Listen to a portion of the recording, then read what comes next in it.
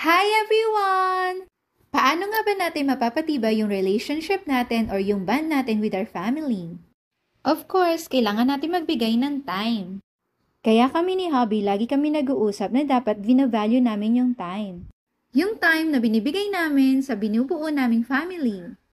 Nandito nga pala kami ngayon sa may SVD Farm. Dito lang yan sa may Tagaytay. Kung familiar kayo sa may Olivares, Tagaytay, makalagpas lang yan. At katabi lang sila ng Pink Sisters. Ang tagal-tagal na nga namin nakatira malapit dito pero ngayon lang kami nakapunta. Kung hindi pa nga binanggit sa akin ng ate ko, hindi namin malalaman na mayroong magandang pasyalan dito sa amin. Sunday na hapon nung nagpunta kami dito, and kita ko naman na nag-enjoy din si Baby Alice sa mga nakikita niya. At gustong-gusto nga ni Baby Alice na mag-walk na mag-walk. Kaya sabi ko kay Habi, siya na muna ang mag-alalay kay Baby Alice. Ang cute-cute nga ni Alice, nagtuturo pa siya kung saan niya gustong magpunta. Marami din namang magagandang spot dito sa may SVD Farm. At ang lawak-lawak ng place. Meron din pala silang grotto dun sa may taas at ito naman yung nakita namin sa may baba, yung mini grotto nila.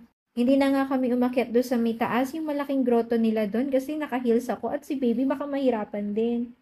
Kung gusto niyo nga pala magpunta dito, I suggest punta kayo dito ng bandang umaga.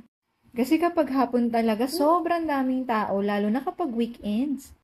And ito nga pala yung mga tanim nila dito, yung mga lettuce. Ang ganda-ganda ng view.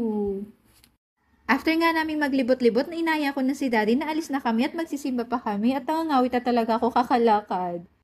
Going back nga pala dun sa sinasabi ko about time.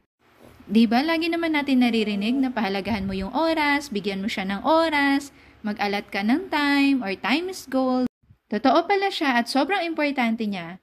Kaya ako, nagiging intentional talaga ako sa pagbibigay ng oras sa family ko, especially to my husband and to my baby Alice.